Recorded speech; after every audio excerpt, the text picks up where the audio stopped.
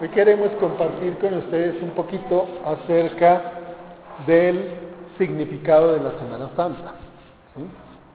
Porque a veces nosotros podemos confundirnos bastante con relación a lo que debemos en este momento estar viviendo con relación a la Semana Santa. Estamos terminando un proceso de cuaresma. ¿Qué es una cuaresma?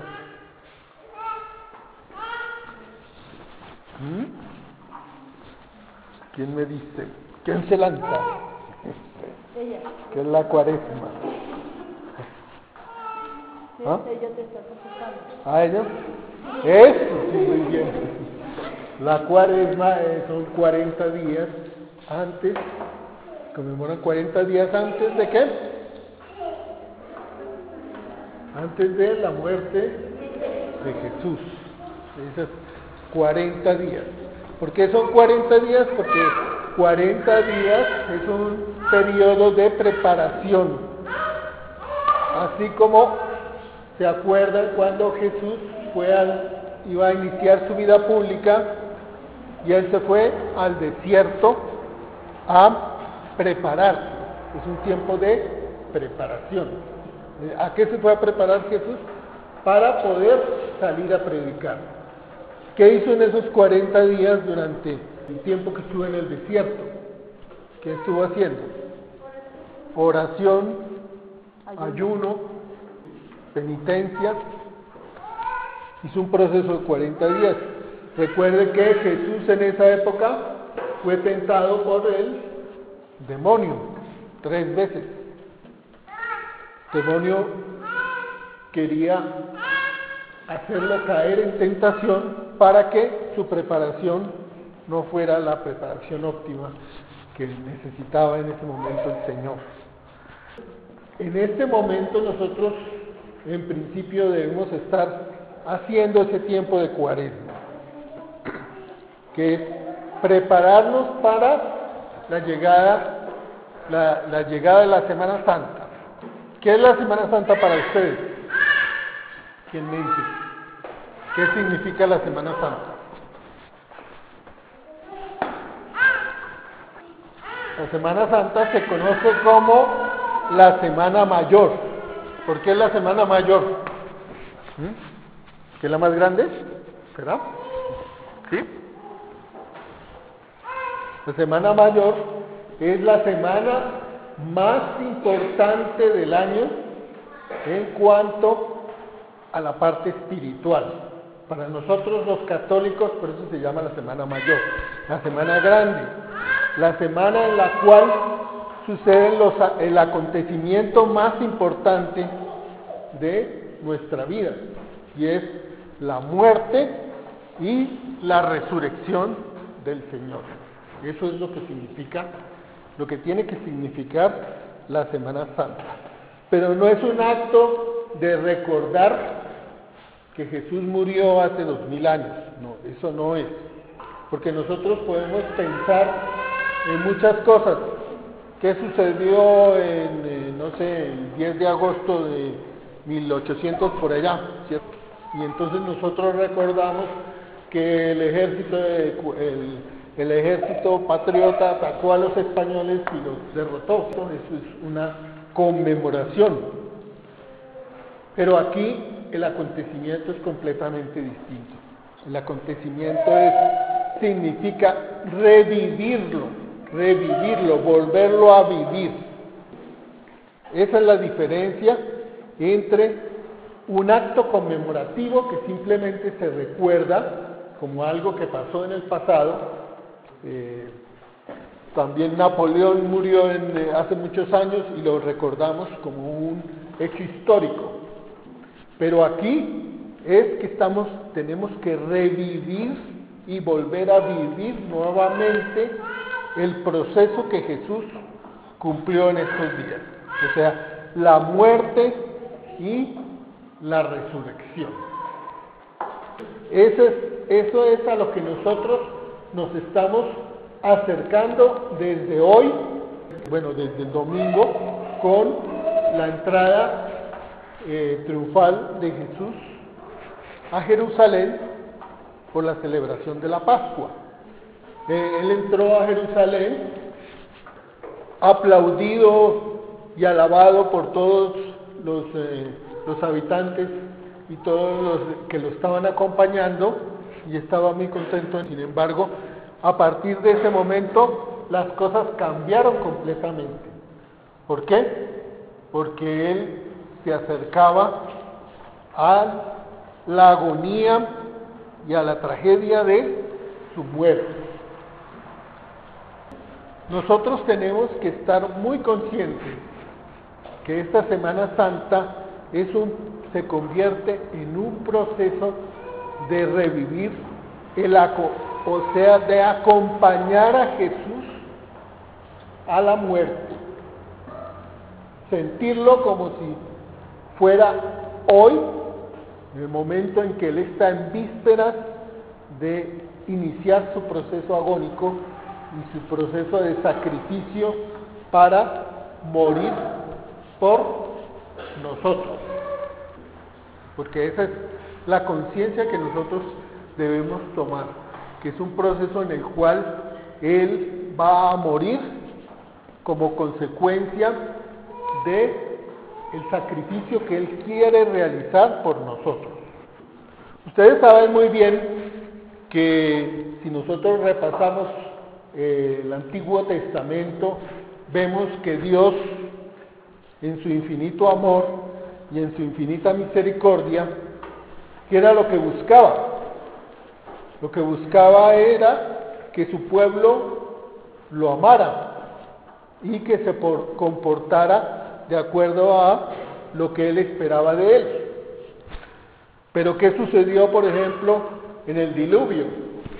¿Por qué llegó el diluvio? El diluvio llegó porque el pueblo se había corrompido, había mucho pecado, y Él decidió salvar únicamente a los que tenían a Dios en su corazón. Ese fue lo que Dios hizo en ese momento. Pero el pueblo siguió pecando y pecando y pecando. Entonces, ¿qué hizo Dios? Nos mandó a Moisés, nos mandó a Abraham, y después nos mandó a todos los profetas. Nos mandó a ¿cuáles profetas? Ustedes que saben ya de religión, a ver, ¿cuáles profetas hay?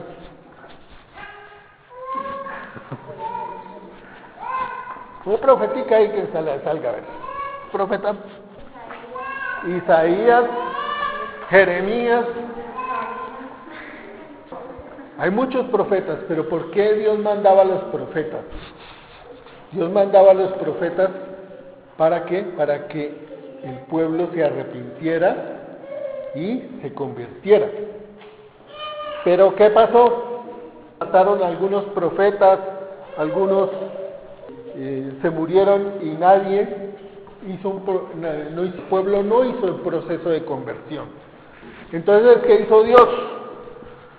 Dios dijo, esta vaina está muy complicada, vamos a mandar a Jesús, venga para acá, voy a mandarlo allá a que vaya y usted y arregle esa cosa por allá en la tierra.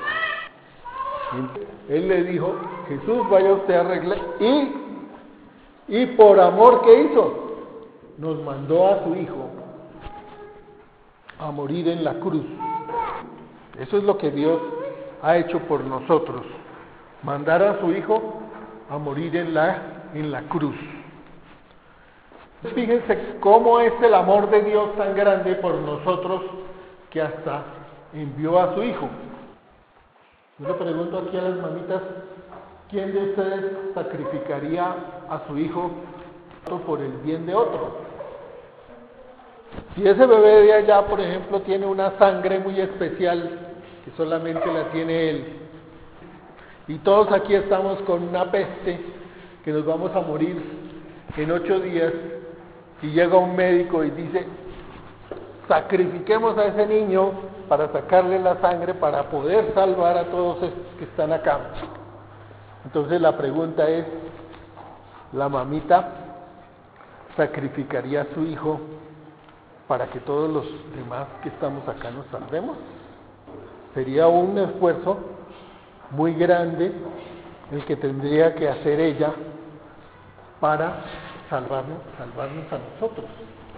Entonces fíjense la magnitud del amor de Dios, que a su propio Hijo nos lo entregó para que Él muriera en la cruz. Ahora, también nosotros debemos tener conciencia de que Dios, Jesús, muere. ¿Por quién muere Jesús? Por nosotros. ¿Y por qué muere por nosotros? ¿Por qué? ¿Y por qué nos tenemos que salvar? Porque somos unos pecadores. Él hace un sacrificio, Él hace un sacrificio y entrega su vida para salvarnos a nosotros. ¿Quién de ustedes entregaría su vida para salvar a un vecino? ¿Quién de ustedes estaría dispuesto a hacerlo? O de pronto a un hijo, sí. Uno dice, yo me sacrifico por mi hijo. Y si mi hijo necesita un trasplante de corazón, entonces yo estoy dispuesto a dar mi corazón para que él siga viviendo. Si fuera mi peor vecina, la que me cae mal, la que necesita el trasplante de corazón, ¿lo haríamos? No, pues de pronto sí. ¿Quién me dijo que sí? ¿Tú? Puede tener un corazón muy grande, pues, pero no es tan fácil. Es decir, nosotros, para entender la magnitud de lo que hizo Cristo, tenemos que ponernos en el papel de Jesús. ¿Qué Él dijo? Él dijo, pobrecita toda esta gente, pecadora, maluca, ¿sí? Y yo, a pesar de todo, voy a entregar mi vida para salvarlos. Esa es la magnitud de lo que vamos a vivir y lo que estamos viviendo en estos días. Si nosotros comprendemos perfectamente ese sacrificio que hizo Jesús y que lo hace continuamente para rescatarnos a nosotros, ¿qué es lo que esperaría Él que nosotros hiciéramos?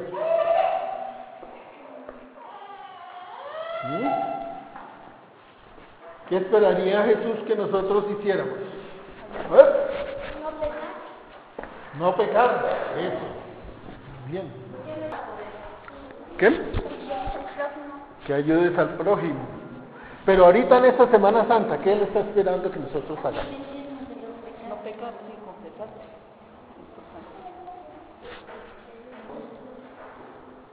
¿Qué hizo María en estos días? ¿Qué hizo María en estos días? Acompañar a Jesús. Acompañar a Jesús, seguirlo, estar ahí al pie de la cruz, estar ahí al pie del camino al Calvario, siguiéndolo, acompañándolo. A modelo de María, ¿qué tenemos que hacer nosotros en estos días? Acompañar a Jesús, acompañar a Jesús. ¿Qué hacía María? María oraba, obviamente. En esta Semana Santa, si nosotros vamos a imitar a María, ¿qué es lo que vamos a hacer? Acompañar a Jesús. Acompañar a Jesús en estos días, hacer presencia en la iglesia, desde hoy, que estamos acá, mañana, durante la conmemoración de la última cena, el viernes acompañar a Jesús en el Calvario como lo hizo María. yendo paso por paso, caída por caída, acompañándolo ahí presente. Y acompañándolo en el momento en que fue crucificado, hasta el momento en que murió. Ese es lo que la Semana Santa nos tiene que motivar. Y como les decía, no es una conmemoración, no es un hecho histórico, es revivirlo, volverlo a sentir, o sea, acompañarlo a Jesús, decirle: Jesús, tú que estás ahí en la cruz, yo quiero estar aquí cerca de ti, acompañarte y estar siempre contigo, en las buenas y en las malas, en la resurrección también. Eso es lo que significa la Semana Santa como tal. Es un acompañamiento a Jesús en todo momento. Ahora miremos qué sucede en cada paso que está sucediendo. Acaba Jesús de entrar a Jerusalén entre palmas. ¿Encima de qué? ¿Encima de qué? De un burrito, ¿cierto? Él entró en un burrito a Jerusalén.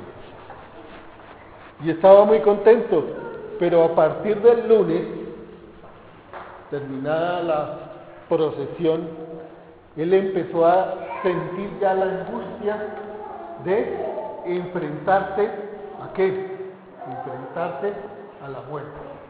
¿Ustedes han sentido angustia cuando se han enfrentado a algo? ¿Cómo cuándo? ¿Qué otra situación creen que se puede presentar?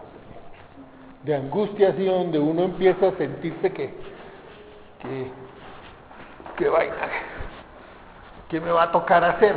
Algo que espera uno, por ejemplo, no sé, ir al odontólogo, a que le metan ahí un taladro, ¿sí? Y uno está horas antecitos y ya me va a tocar irme para donde el odontólogo, ¿sí? Le empiezan a sudar las manos, empieza a sentir esa angustia. Y si le tiene miedo al odontólogo o a una operación, no sabe que lo van a operar. A mí me han operado 4 veces de este ojo, se me cayó la retina, quedó el ojo así, y entonces me la pegaron, después me la cosieron, etcétera. Cada vez que tenía la operación de la retina, pues tenía que ir al hospital, estarme unas horas antes, después esperar a que me colocaran la anestesia y ir a la operación. Todos esos momentos de tensión y de angustia, pues uno se le acelera el corazón, le sudan las manos, empieza a sentir esa angustia. Todo. Todo. Entonces fíjense esas experiencias, eso es lo que ese es el mínimo de lo que Jesús sabía que tenía que vivir. Él sabía que iba a ser torturado, que iba a tener que morir en la cruz. Entonces fíjense esa angustia que él ya tenía en ese momento. Ahora también recuerden, mañana conmemoramos, ¿qué conmemoramos mañana? ¿O qué celebramos mañana? La última cena. ¿Qué sucede en la última cena?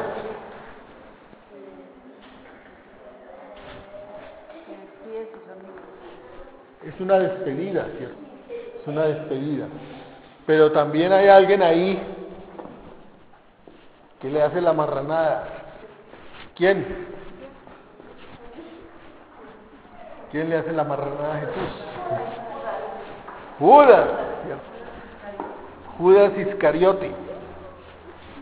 Judas Iscariote era un amigo de él, era uno de sus discípulos, era uno de sus hermanos de la comunidad. ¿Y qué hace Judas? Judas lo que hace físicamente es clavarle una puñalada por la espalda.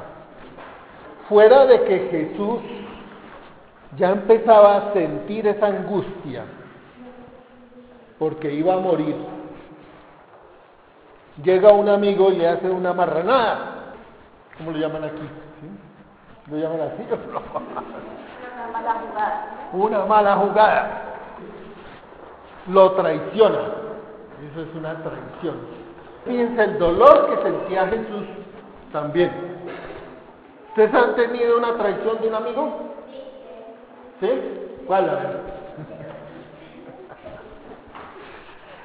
¿Cómo te has sentido? Muy mal, ¿cierto? Porque es algo que alguien que tú quieres y que no, y que sientes que que esa amistad ya no tiene ningún valor. Y eso te llena de tristeza, te llena de una angustia, ¿no? Eso fue lo que sintió Jesús también en ese momento. Sintió una angustia y una tristeza inmensa por la traición de Judas, porque sabía que él ya estaba listo para entregarlo. Y eso es lo que vamos, mañana viene el padrecito, ¿no? A la misa. Entonces lo tengan presente mañana, cuando el padre celebre aquí la misa, vamos a decirle a Jesús: Jesús, te acompañamos en este sufrimiento que tú estás teniendo, te acompañamos en esta angustia que tú estás viviendo en este momento, y te acompañamos por la tristeza que sientes por la traición de tu hermano. Eso es lo que conmemoramos mañana. Y a partir de ahí, después de la última cena, ustedes saben que Jesús se fue. ¿A dónde se fue? No, todavía no.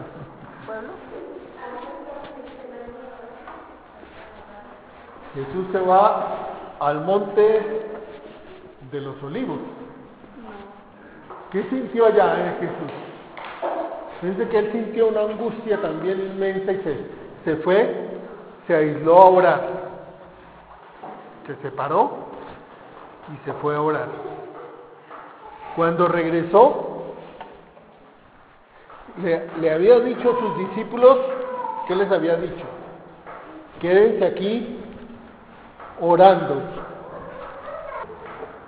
Y cuando él regresó, los encontró ¿cómo? Los encontró durmiendo. ¿Ustedes qué creen que Jesús sintió? Es otro nuevo golpe. ¿No son capaces siquiera de estar orando un ratico por mí? Casi como una segunda traición en ese momento lo que sintió el Señor. Y por eso les dice: velad y orad para que no caigáis en tentación. Ese es el proceso que estamos siguiendo con que vamos a conmemorar entre mañana y el viernes de madrugada, cuando Jesús ya es capturado por los soldados y llevado ante Pilatos, ante Caifás, ante Anás, para iniciar el proceso de su condena.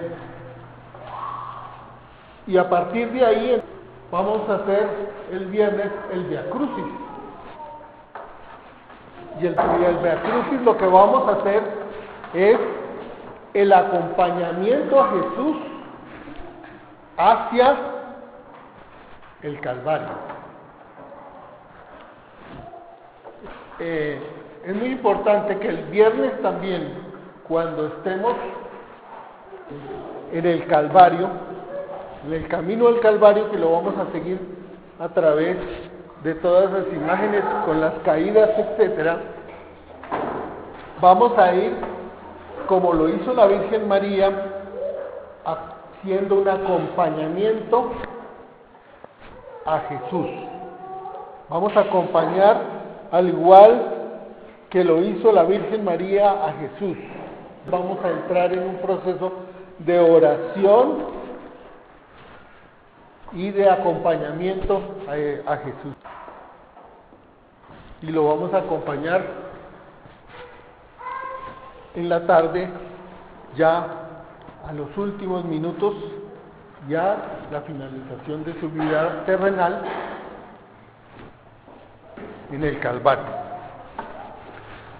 Yo quiero que les quede muy claro que esto tiene que ser un proceso vivencial, un proceso continuo en que nosotros nos mantengamos muy conscientes de lo que sucedió y lo que realmente se está repitiendo en este momento,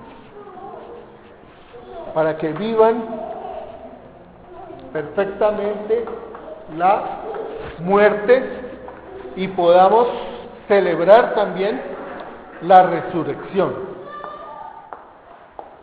¿Qué significa la resurrección? A ver, ¿quién me dice? Volver a la vida. Pero la resurrección significa también que ¿dónde debe estar Jesús? En nuestros corazones. Esa es, digamos, si Jesús no hubiera resucitado, como lo dice San Pablo, vana sería nuestra fe. Es la resurrección de Jesús la que le da sentido real a nuestra fe y a nuestro catolicismo. Y el hecho de acompañar a Jesús en la muerte es un proceso también en el cual nosotros debemos morir a nosotros mismos, morir a nuestro yo, para que Jesús pueda resucitar en nuestra vida. ¿Qué es morir a uno? ¿Qué significa morir a uno mismo? ¿Qué significa que te mueras a ti misma? Es morirnos a nosotros mismos, morir a nuestros intereses, a nuestro propio egoísmo y entregarnos a la voluntad de Dios, para que sea Dios el que nos guíe siempre y que todo lo que nos suceda lo aceptemos dentro de la voluntad del Señor. Eso significa morir a nosotros mismos. Cuando nosotros morimos a nosotros mismos, Jesús fácilmente puede tomar posesión de nuestro ser y iluminar nuestras vidas. Ese es el significado también de la Semana Santa en el sentido espiritual de lo que debe suceder dentro de nosotros como un proceso de conversión para llegar a la resurrección, ya que Jesús pueda vivir plenamente en nuestros corazones.